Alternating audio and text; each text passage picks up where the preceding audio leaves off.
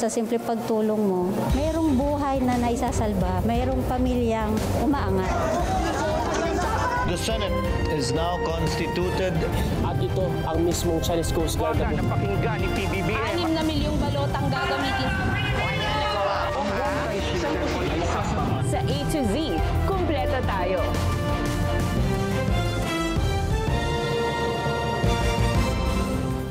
Luzon, Visayas, Mindanao at buong mundo. Ngayon ay Lunes, 15 ng Setyembre 2025. Ako si Barbie Mulak at ito ang balitang A to Z. We have to move very quickly. Mga miyembro ng Independent Commission for Infrastructure na mag-iimbestiga sa mga anomalya sa government projects nanumpana. Tama na! Sobra na! Ikulong na! Of course they're angry. I'm angry. We should all be angry. Taong bayan, may karapatang maghayag ng galit laban sa katiwalian ayon kay PBBM. Dalawang malakihang protesta sa weekend, pinaghahandaan na ng iba't ibang grupo. Sinibak na DPWH Assistant Engineer Bryce Hernandez, balik sa Senate custody. Sa ibayong balita, bagong punong ministro ng Nepal nangakong wawakasan ang korupsyon sa gitna ng mga protesta. Sa palakasan, British boxing champion Ricky Hatton pumanaw na. Manny Pacquiao nagpaabot ng pakikiramay. At sa showbiz, kick-off ng pelikulang Quezon. Jericho Rosales at cast members nag-meeting de avance.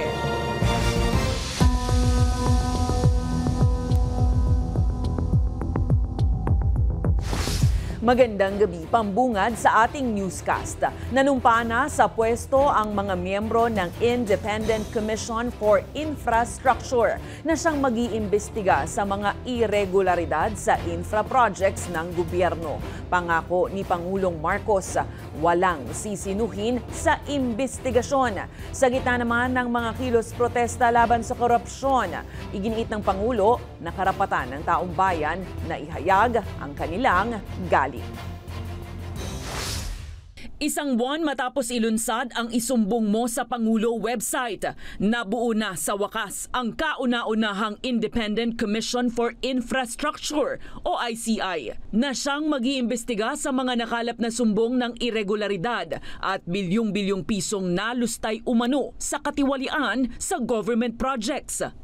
Ngayong Lunes, September 15, nanumpa na bilang ICI chairperson si former Supreme Court Associate Justice Andres Reyes. Mga miyembro naman sina former Public Works Secretary Rogelio Babe Singson at si Rosana Fajardo, isang certified public accountant at managing partner ng tax at audit company na SGV. Present din sa oath-taking ceremony si Baguio City Mayor Benjamin Magalong na magsisilbing special advisor. I'm very encouraged because nung nakausap ko sila, all of them are in agreement that we have to move very quickly. Hindi pwedeng mapanis lahat nitong information na binigay ng taong bayan. Pangako ni Pangulong Ferdinand Marcos Jr., walang sisinuhin ng komisyon sa imbestigasyon. Sa harap yan ng pagdidiin ni Congressman Toby Tiangco sa pinsan ng Pangulo na si Speaker Martin Romualdez at dating House Budget Committee Chairman Zaldico na umano'y sangkot sa anomalya. They will not be spared.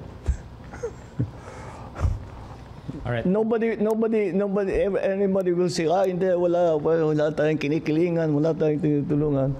Wala namang maniniwala sa'yo hanggat gawin mo eh. Ayon sa Pangulo, kaiba ang ICI investigation sa magkahiwalay na mga investigasyon ng Senado at Kamara. Hindi rin anya makikialam ang ehekutibo sa komisyon. It will be completely independent. That's something that cannot be said if, for example, the Senate conducts, maraming nababanggit na senador. If the House conducts the investigation, marami ring nababanggit na congressman. Samantala, ipinag-utos na ni PBBM ang pagbabalik ng mandato sa mga lokal na pamahalaan na mag-inspeksyon sa national projects bago ang completion at turnover nito. Bagay na ayon kay Marcos ay tinanggal ng Duterte administration. And this is an important safeguard. Maliwanag, titignan to talaga na tama. Na babalik natin yun. Tinanggal nila in the last administration. We are putting it back. Sa harap naman ng ikinakasang mga protesta kontra korupsyon.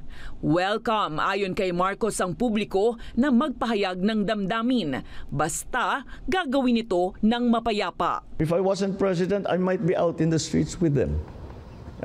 So, you know, of course, they are enraged. Of course, they are angry. I'm angry.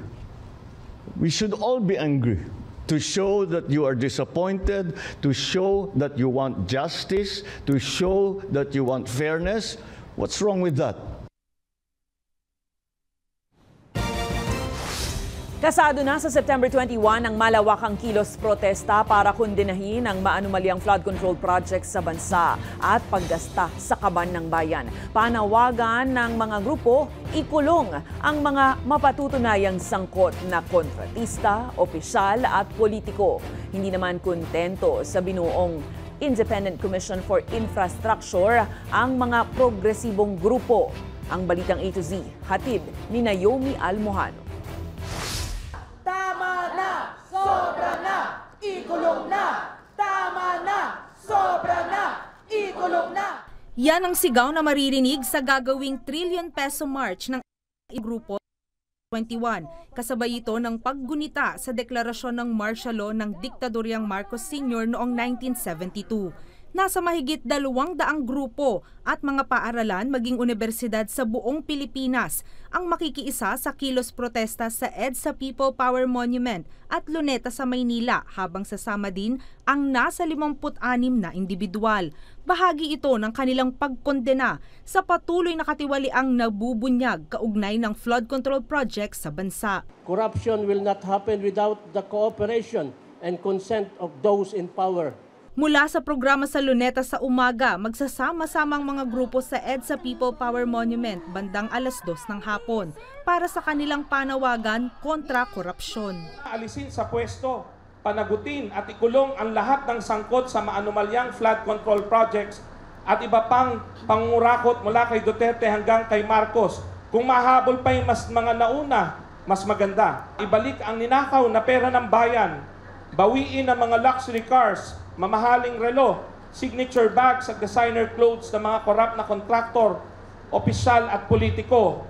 Magsusuot ng puting ribbon ang mga kasamang grupo at individual bilang pagpapakita na walang pinapanigang politiko, partido at administrasyon ang kilos protesta. Ito'y matapos kumalat online na pro-Duterte raw ang pagkilos at layon nila nitong patalsikin si Pangulong Bongbong Marcos. Ang panawagan para sa corruption ay walang kulay. Ang panawagan ay magkaroon ng totoong accountability, kaalyado man yan ng Marcos Duterte o kung sino man. Samantala, duda pa rin ang mga grupo sa kredibilidad ng Independent Commission on Infrastructure ni PBBM dahil wala nilang kinatawan mula sa civil society. Ipasa na ng Kongreso yung mga batas na nagbibigay na tunay ng ngipin dito sa ating Independent Commission on Infrastructure. Bilisan nila yung kanilang pagtatrabaho sa Independent Commission kasi malapit na next elections. Pag inabutan ng next elections, ay baka kung sino ang manalo.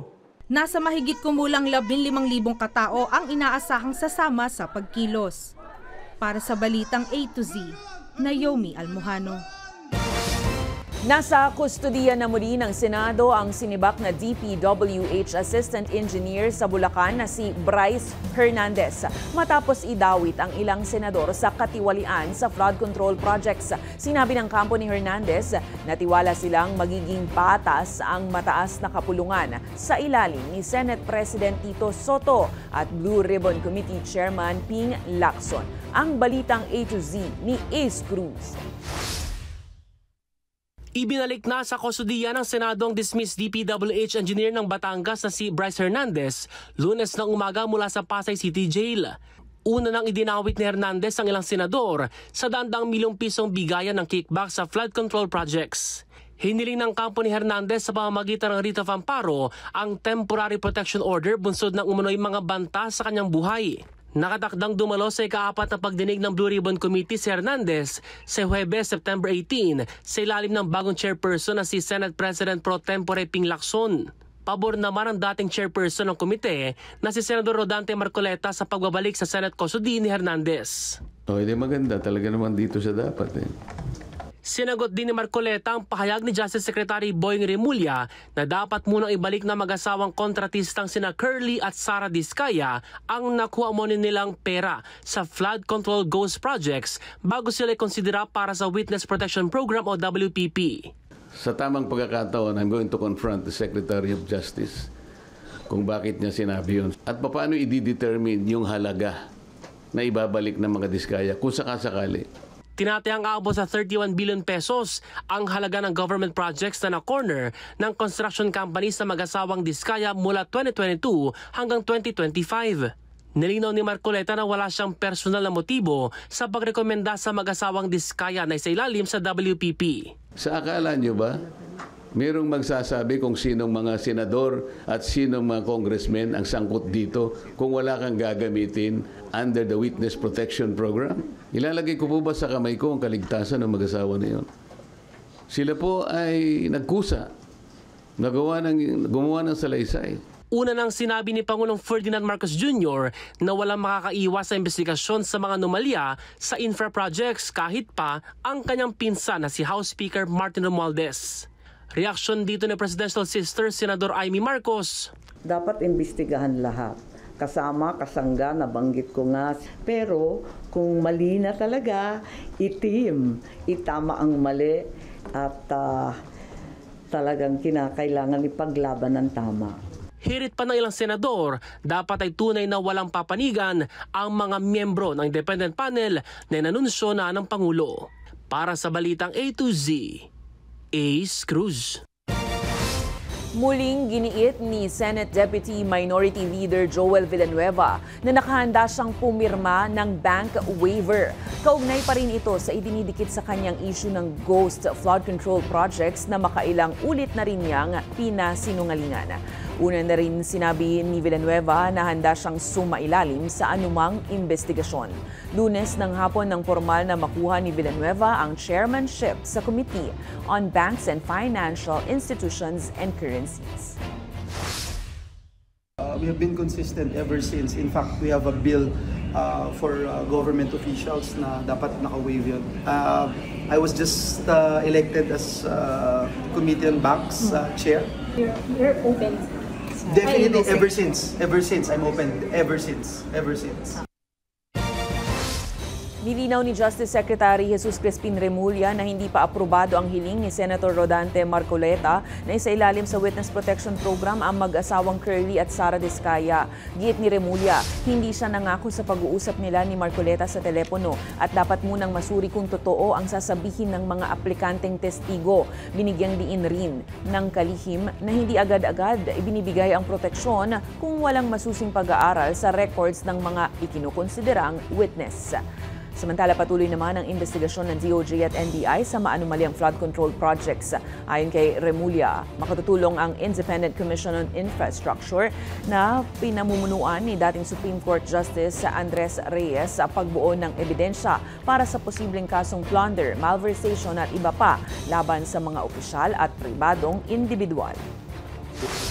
But I'm hoping as a recording of our conversation para padali nang makita talaga yung pinag-usapan namin. Kasi I cannot say that I promise something that I cannot deliver. But yan, bigyan niya kami ng chance naman, out of respect, na ma-evaluate namin yung tao.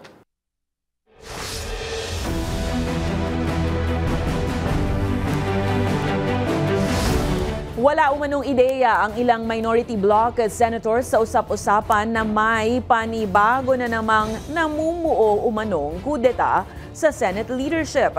Ayon kay Senator Amy Marcos, walang ganitong pag-uusap sa kanilang hanay. Wala rin daw alam si Senator Rodante Marcoleta patungkol sa issue.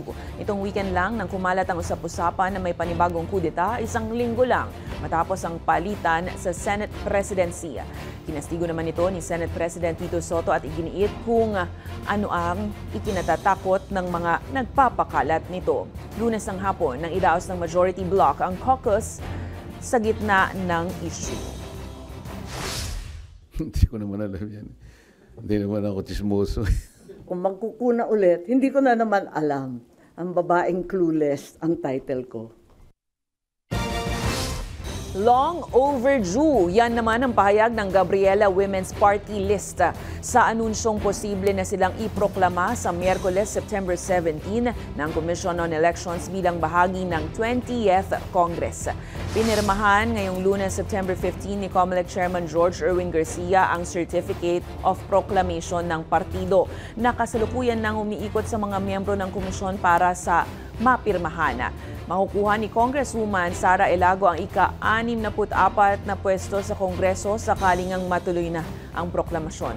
Sa contention kasi ng komisyon, dapat 64 seats ang ilalaan dahil kung kukumpitin ang porsyento ng mga miyembro ng Kamara, nasa 19.87 lang ito imbis na 20% na mandato ng batas. Nakakuha ng mahigit 250,000 votes ang Gabriela noong 2025 midterm polls. Tinanggap naman ng partido ang desisyon pero anila dapat nang matuloy ang proklamasyon dahil ongoing na ang mga pagdinig at deliberasyon. Patuloy naman anila isusulong ang mga batas na layong protektahan ang karapatan ng kababaihan, kabataan at ng bayan. Sa totoo lang, sa tingin namin, long overdue na ito. Halos 3 months na yung nakalipas. Kaya nananawagan ho kami dahil yun pa lang naman ay pronouncement pero wala pang official proclamation na iproklama na ang Gabriela Women's Party para makalahok tayo sa critical period na ito sa Congress na nagsimula na ang budget deliberations at mahabol din natin makapag-participate tayo sa mga hearings.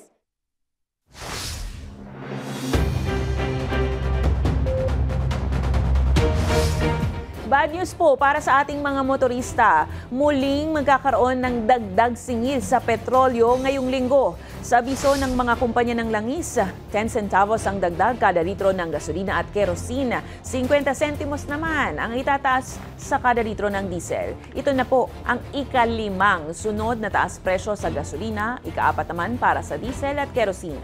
Ayon sa Energy Department, bunso dito ng gulo sa Middle East dahil sa pag-atake ng Israel sa Doha, Qatar at sa drone attack naman ng Russia sa Poland.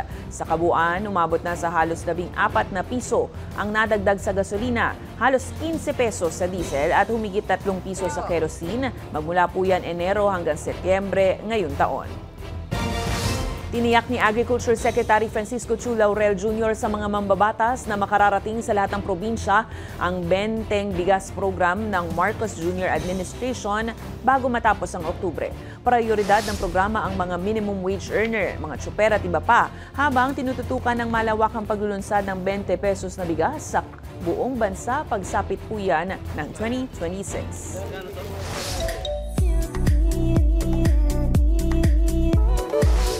Ganap na ganap, suot ang mga Amerikana at kasuutang Pilipino, nag-ikot sa isang mall sa Pasay City ang cast ng historical movie na Quezon nito pong linggo, September 14. Nagmisulang totoong meeting de avance ang nangyaring pag-iikot ng cast ng pelikula na magiliw na nakipagkamay sa publiko para ba talagang nangangampanya sa halalan.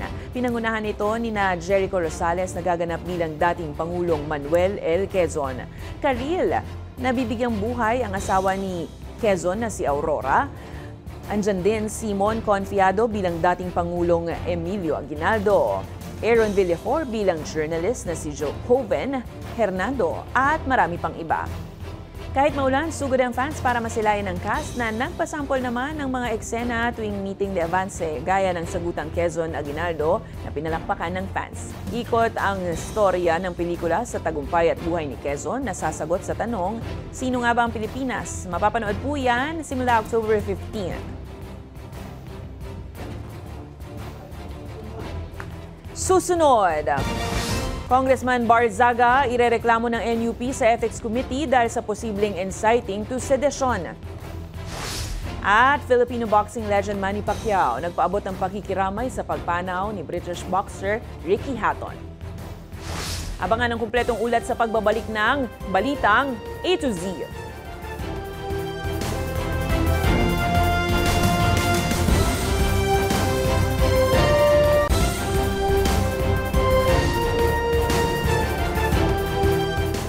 Planong ireklamo ng National Unity Party sa Ethics Committee ng Kamara si Cavite Representative Francisco Kiko Barzaga dahil sa anilay ilang violation ng pag-uugali nito.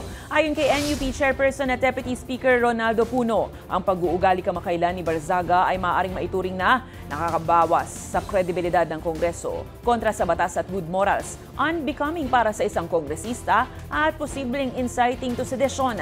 Base yan sa ilang post ni Barzaga sa social media, kabilang na ang pagbibiro ng pagsusunog sa batasang pambansa. Ibinunyag rin ni Puno na sumugod umano si Barzaga sa opisina ni Majority Leader Sandro Marcos nitong Lunes para i-anunsyong tatakbo siya sa pagka-House Speaker.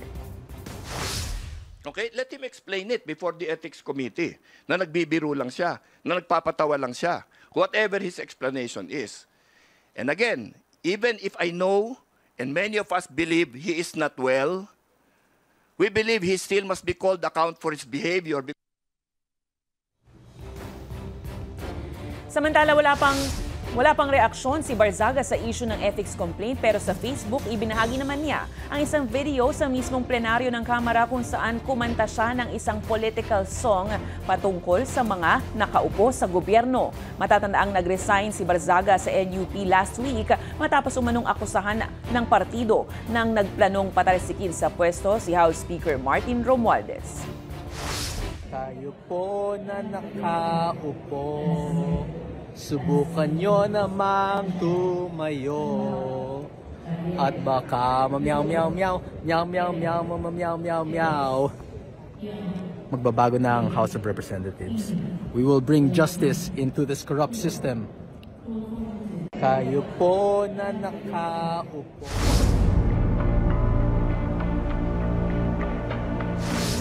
Naghahanda na ang Philippine National Police para sa isa na namang malakihang protesta sa Quirino Grandstand sa darating na weekend. Ayon sa PNP, dapat agad na aksyonan ng mga local government units ang permit to rally ng mga grupo dahil kapag walang desisyon sa takdang panahon, ito ay deemed approved. Ang Balitang A to Z ni Kim Salinas. Puspusan na ang paghahanda ng Manila Police District para sa malawakang protesta sa September 21 sa Maynila na tinawag ng organizers na Baha sa Luneta. Bukod pa ito sa pagkilos sa EDSA People Power Monument sa araw ding iyon na tinawag na a Trillion Peso March. Nakatakdang i-deploy ng Manila Police District ang mahigit 1,000 kawani sa Quirino Grandstand pati sa US Embassy, Liwasang Bonifacio at Mindiola. I urge all of you to continue performing your duties with dedication and professionalism. Protecting the public is not just our responsibility, it is our honor. Depende po yan kung kailangan pong magdagdag po ng personnel coming from NCRPO, dadagdagan man po kami. Sa gitna ng mga paghahanda, sinabi ni Acting PNP Chief Jose Melencio Nartates Jr. na mapayapa ang naging takbo ng nagdaang Black Friday at Saturday protest. Pinapurihan din niya ang mga pulis. I extend my heartfelt congratulations to our personnel for your recent accomplishments and for keeping our community safe, especially the way you all handled the protest rallies across the country, showing maximum tolerance while ensuring public safety. Binalaan naman ng MPD ang mga motorista sa posibleng pagbigat ng trapiko sa weekend, depende sa road closures at alternatibong kalsada. Magkakaroon po talaga ng congestion yung mga sasakyan. Nagkakaroon po tayo ng early posting po ng mga road closure kung kinakailangan at yung mga alternatibong kalsada na magagamit po ng ating mga kababayan. Habang wala pang tiyak na bilang ng mga lalahok sa rally, ipinapaalala ng PNP na dapat may permit ang mga pagtitipon. Sabi po na nasabing batas, BP 880, na within 2 days dapat po aksyonan ng local government o particular po ng mayor. Ngayon po, ang sinasabi din ng sabing batas, na kapag hindi po this is approved ng mayor yung application, it is deemed approved. Una nang sinabi ni Interior and Local Government Secretary John Vic Remulla na dapat marinig ang saloobin ng taong bayan, pero iginiit niyang dapat may permit ang anumang pagkilos sa Luneta. Para sa Balitang A to Z, Tim Salinas.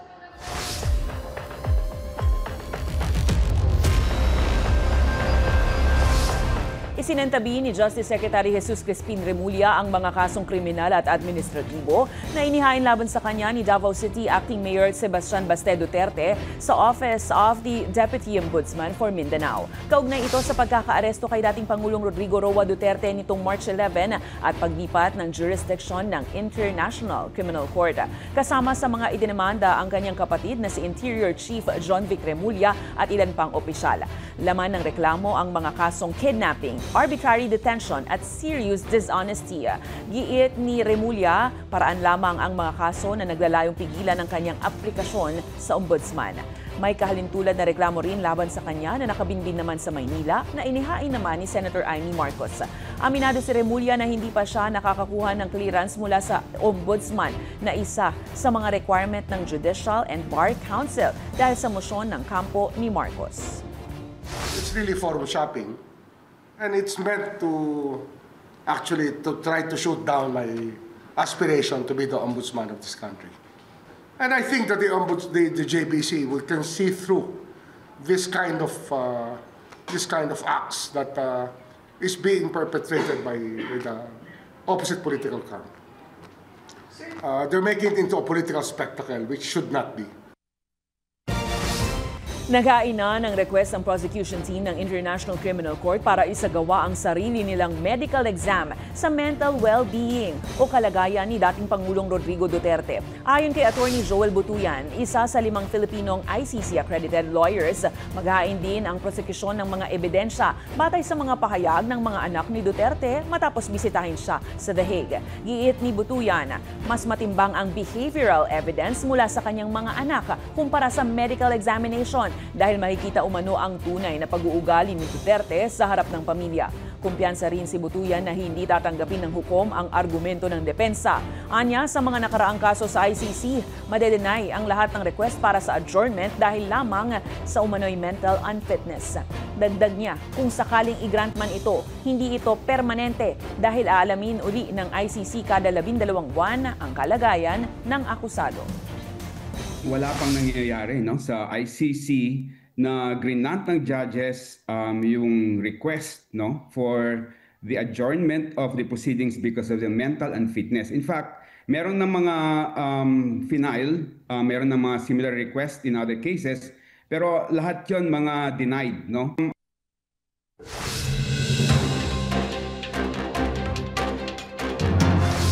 Iniutos ni Acting Transport Chief Giovanni Lopez na mag-commute 1 beses kada linggo ang mga opisyal ng rail at road sectors ng DOTR para madama ang hirap ng mga pasahero. Simula September 17, obligado ang mga undersecretary, ASEC, direktor ng road at rail sectors kasama ang mga pinuno ng LTO, LTFRB, LRTA, PNR at MRT3 na pumasok gamit ang pampublikong transportasyon.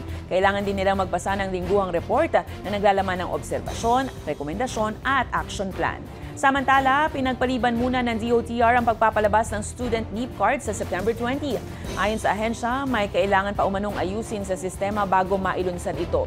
Target namang maglagay ng printers ng beep card sa 50 istasyon ng LRT1, LRT at MRT3 para doon na makakuha at mag-apply ang mga estudyante.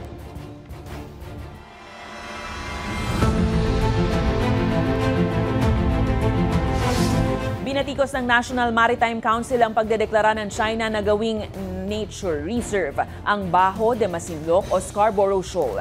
Ayon kay NMC spokesperson Alexander Lopez, iligal at walang basehan dahil nasa exclusive economic zone ng Pilipinas ang nasabing shoal, habang mahigit 500 nautical miles ang layo sa Hainan Province ang pinakamalapit na teritoryo ng China. Naghahain na ng diplomatic protest ang Pilipinas pero ipagpapatuloy pa rin ang maritime patrol sa kabila ng posibleng pangharas ng Beijing. Pagbala ni Lopez, posibleng gawing daan ito para hadlangan ang mga Pilipinong mangingisda gawing patrol area at mahigpit na bantayan ang Scarborough. Giit pa ni Lopez, tanging Pilipinas lang ang may karapatang maging tagapangalaga sa kapaligiran sa naturang karagatan. Pag hindi natin pinrotesta ito ay magiging basehan ng China para pigilan lalo ang ating mga mangingisda para pumunta doon sa ating traditional fishing ground. At ito rin ay potential na gawin nilang patrol area o maybe i-militarize nila ito. At saka kapag ginawa nila ito, yung mga mangingisda doon ay dapat magpaalam na hindi naman dapat natin payagan yon, no?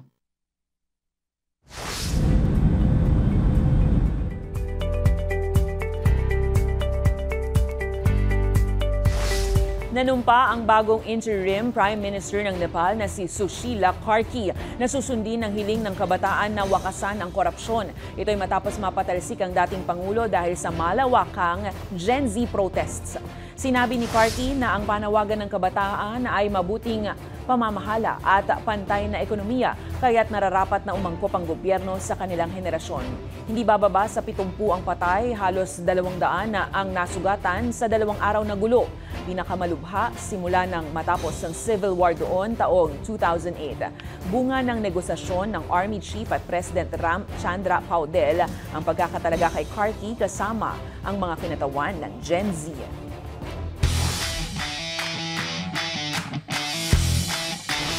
Nagpaabot ng pakikiramay ang Filipino boxing legend na si Manny Pacquiao sa pagpanaw ng dating world champion na si Ricky Hatton. Nakalaban ni Pacquiao si Hatton taong 2009 sa Las Vegas kung saan naitala ang matinding knockout sa ikalawang round na nagbigay kay Pacman ng ika-6 na world title sa magkaibang timbang. Giit ni Pacquiao, hindi lang isang magiting na British boxer si Hatton, kundi isang mabait at matapang na tao. Matatandaang dumaan din sa matinding laban si Hatton sa labas ng ring kabilang ang kanyang mga hamon sa mental health.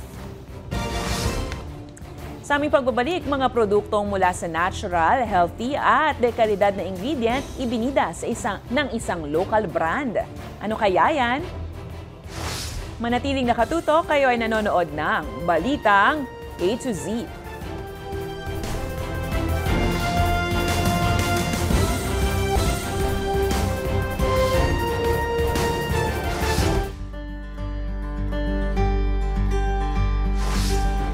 A to Z Burr months na, may nakaplano na ba kayong panghanda sa Noche Buena? O para sa mga nais samantalahin ang Burr months, may naisip na rin ba kayong pakulo para kumita? Hatid ng isang local food and ingredient company ang mga produktong abot kaya pero masustansya at maraming pakinabang. Alamin sa Balitang A to Z ni Naomi Almojano.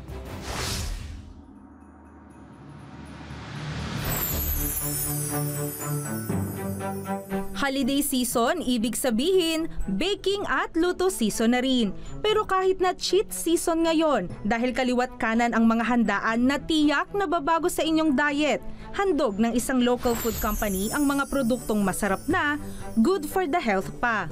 Yung product po namin sa Elufa is made of natural products po talaga. Yung sa amin po, less the chemicals, less the preservatives, just pure ube po. Talagang we can vouch na 100% mataas po ang ano namin, sabihin natin na reliability when it comes sa healthy part, lalo na sa mga natural products namin just like ube, matcha, and even yung mga spices namin kasi they are all made in with natural ingredients and natural source.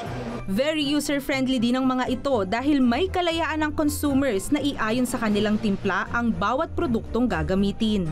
Hindi siya ganun katamis, kaya huwag kang matakot kung ikaw ay diabetic. Nasa inyo na lang yung tansyado ng timpla ninyo. At dahil nga very experimental na ang henerasyon ngayon at ang daming nagsusulputang bagong cravings, ibinida ng naturang local brand ang kanilang kakayanang makisabay sa uso nang hindi syempre nawawala ang kanilang kanilang sariling pangalan. Anila paraan ito para manatili sa merkado sa kabila yan ng tumitinding kompetisyon. One way to describe po yung products po natin is very versatile and affordable po. Every one of their customers po may iba't ibang needs na kinikater namin. Ang maganda sa Elufa, yung customizability is down to even the micro levels, down to the physiochemical levels niya po, and even to the very nutrients rin po. Nariyan ang kanilang pinakabagong matcha powder na kahit anila culinary grade, kayang itapat sa top brands, at ang patok na ube powder na pwedeng gawing inumin o di kaya namay sa baking. Ipinagmamalaki rin nila ang mga flavoring, seasoning at spices na metikulosong finormulate para sa dekalidad na serbisyo. Pero bukod sa mga produkto, panata rin ng kumpanya ang makatulong sa mga maliliit na kabuhayan. Ang product po ng Elufa ay madaling gamitin kasi we even help small businesses para sila ay matuto, madaling sundan yung mga products namin, kung paano gawin. At the same time, we assist them. Halal certified din po pala tayo.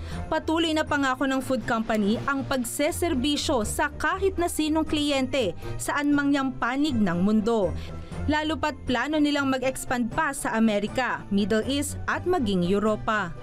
Para sa Balitang A to Z, Naomi Almojano.